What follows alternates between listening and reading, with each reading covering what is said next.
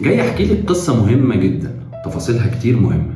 جات لي حاله اسمها زين ميم، هي وزوجها العياده، وللاسف اول جمله قالها لي قال لي ان دي اخر فرصه ليها، يا اما للاسف هيحصل طلاق.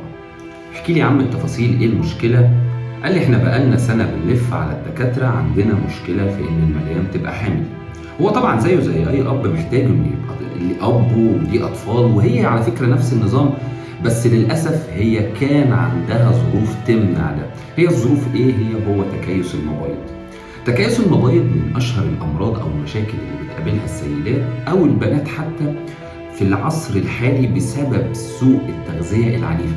طب يا دكتور، هل فعلا التغذيه ممكن تعالج تكيس المبايض او ممكن تخلي في فرصه للحمل؟ ده اللي حصل فعلا مع زين ميم، والحمد لله قدرنا عن طريق البروتوكول العلاجي التغذيه المناسبه اللي تخص تكيس المبايض بقى عندها طفل، وحامل في الطفل التاني في الشهر السادس، وزوجها من شده الانبساط.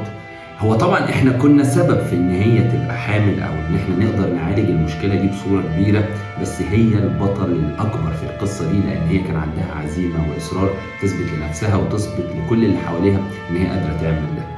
في عياداتنا في جولدز كلينيك، من اول ما بتكلمنا لغايه لما بنتقابل عشان سيادتك تحل المشكله دي، بتمر كده بشويه حاجات لطيفه عشان نبدا نهندل الفكره وعلاج المشكله.